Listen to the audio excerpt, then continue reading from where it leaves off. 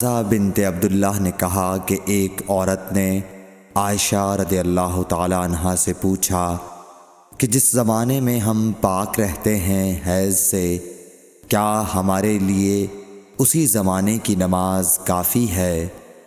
اس پر عائشہ رضی اللہ تعالیٰ عنہا نے فرمایا کہ کیا تم حروریہ ہو؟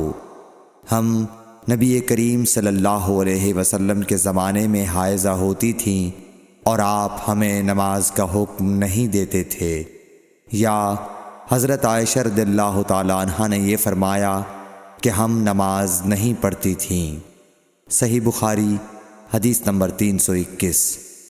زینب بنت ابی سلمہ سے روایت ہے، انہوں نے بیان کیا کہ ام سلمہ رضی اللہ عنہا نے فرمایا کہ میں نبی کریم صلی اللہ علیہ وسلم کے ساتھ چادر میں لیٹی ہوئی تھی کہ مجھے حیض آ گیا، اس لیے میں چپکے سے نکل آئی اور اپنے حیض کے کپڑے پہن لیے۔ رسول کریم صلی اللہ علیہ وسلم نے فرمایا، کیا تمہیں حیض آ گیا ہے؟ میں نے کہا جی ہاں۔ پھر مجھے آپ نے بلا لیا اور اپنے ساتھ چادر میں داخل کر لیا۔ زینب نے کہا کہ مجھ سے ام سلمہ نے بیان کیا کہ نبی کریم صلی اللہ علیہ وسلم روزے سے ہوتے اور اسی حالت میں ان کا بوسہ لیتے، اور میں نے اور نبی کریم صلی اللہ علیہ وسلم نے ایک ہی برتن میں جنابت کا غسل کیا۔ صحیح بخاری حدیث نمبر 322۔ بنت ابی سلمہ سے روایت ہے کہ ام سلمہ نے بتلایا کہ میں نبی کریم صلی اللہ علیہ وسلم کے ساتھ ایک چادر میں لیٹی ہوئی تھی کہ مجھے حیض آ گیا۔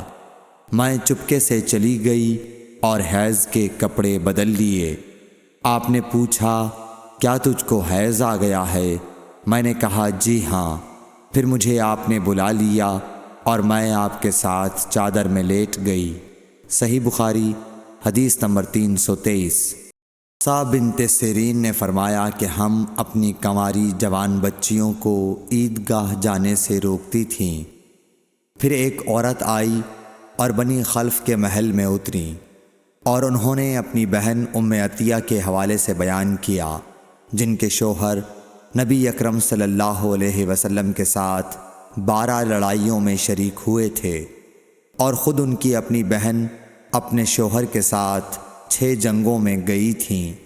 انہوں نے بیان کیا کہ ہم زخمیوں کی مرہم پٹی کیا کرتی تھیں اور مریضوں کی خبرگیری بھی کرتی تھیں۔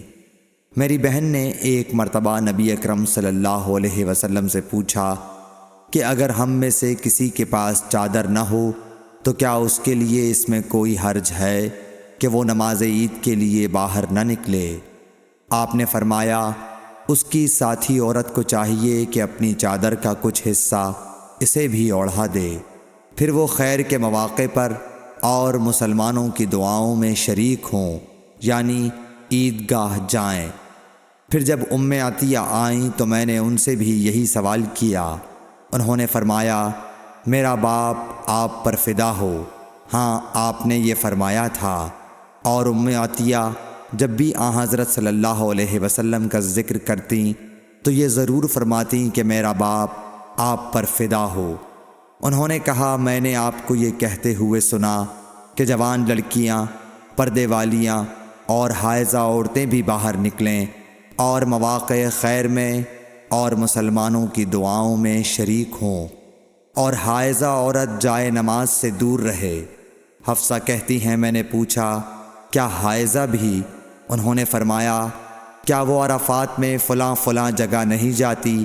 یعنی جب وہ ان جملہ مقدس مقامات میں جاتی ہیں تو پھر عیدگاہ میں کیوں نہ جائیں؟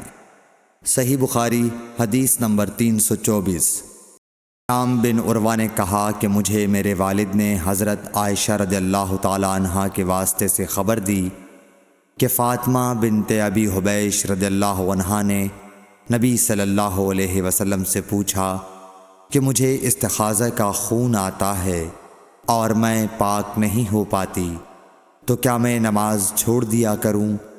آپ صلی اللہ علیہ وسلم نے فرمایا، نہیں، یہ تو ایک رگ کا خون ہے، ہاں اتنے دنوں میں نماز ضرور چھوڑ دیا کرو کہ جن میں اس بیماری سے پہلے تمہیں حیض آیا کرتا تھا، پھر غسل کر کے نماز پڑھا کر۔ صحیح بخاری حدیث نمبر 325۔